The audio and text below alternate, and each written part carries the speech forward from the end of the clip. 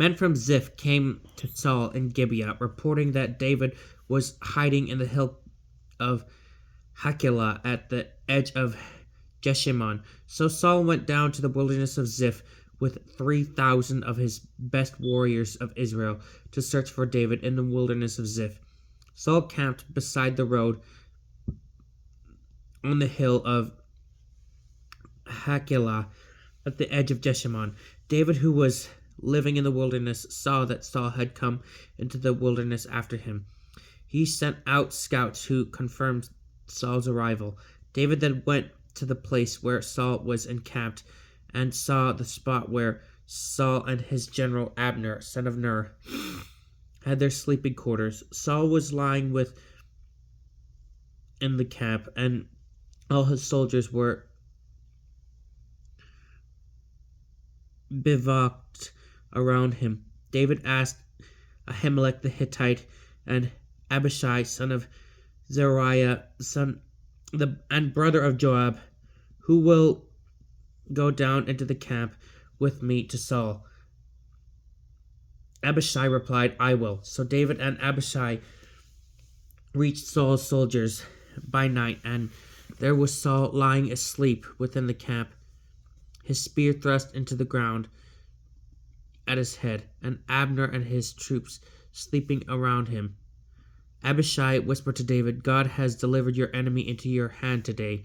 Let me nail him to the ground with one thrust of the spear. I will not need to strike him twice. But David said to Abishai, do not harm him, for who can lay a hand on the Lord's anointed and remain innocent? As the Lord lives, David declared, only the Lord can strike him, either when the time comes for him to die or when he goes out and perishes in battle. But the Lord forbid that I lay a hand on the Lord's anointed. Now take the spear at his head and the water jug, and let us be on our way. So David took the spear and the water jug from their place at Saul's head, and they withdrew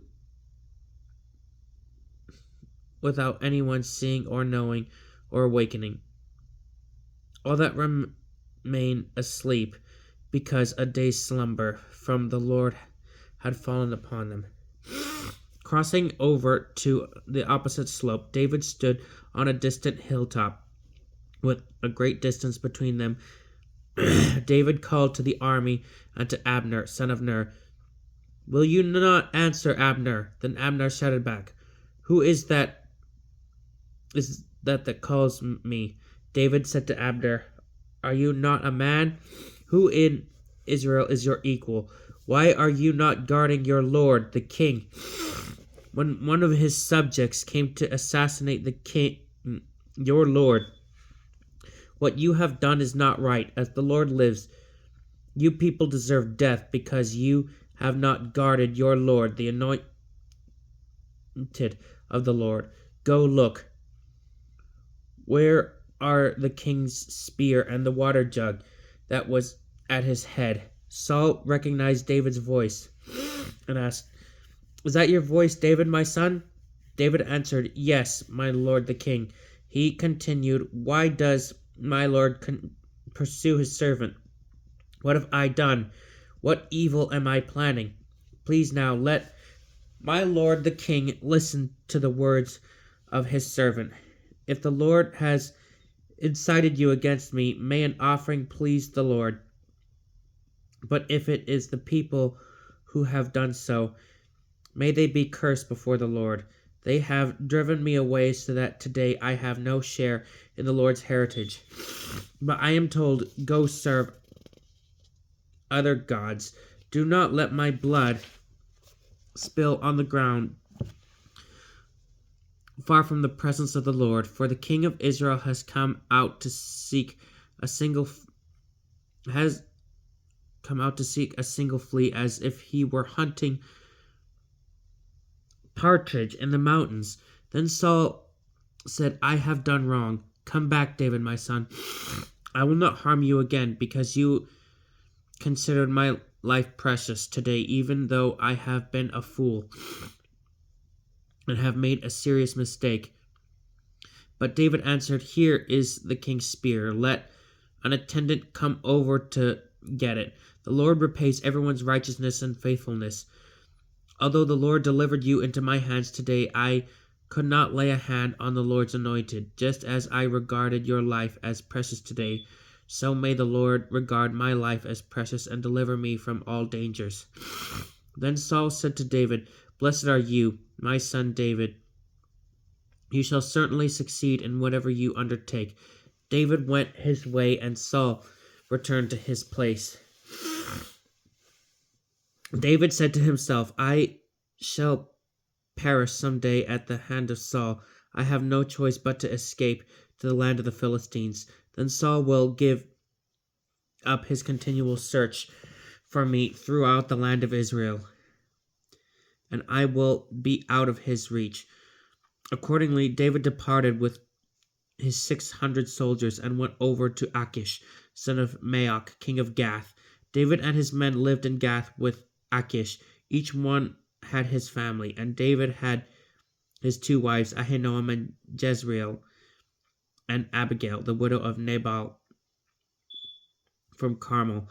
When Saul learned that David had fled to Gath, he no longer searched for him. David said to Achish, "If I meet with your approval, let me have a place to live in one of the country towns. Why should your servant live with you in the royal city?" The same day Achish gave him Ziklag, which has therefore belonged to the kings of Judah up to the present time. In all, David lived a year and 4 months in the Philistine territory. David and his men went out on raids against the Geshurites, Girzites, and Amalekites, people living in the land between Telam and on the approach to Shur, and the land of Egypt. And attacking the land, David would not leave a man or woman alive, but would carry off sheep, oxen, donkeys, camels, and clothes. Then he would come to Achish, who would ask, "Against whom did you raid this time?" David would reply, "Against the Negeb of Judah, or against the Negeb of Jerahmeel, or against the Negeb of the Kenites." David never left a man or woman alive to be brought to Gath. He thought, "They will betray us and say, 'This is what David did.'" This was his custom as long as he lived in Philistine territory. Achish trusted David, thinking, "His people Israel must certainly detest him. I shall have him as my vassal forever." This is the word of the Lord.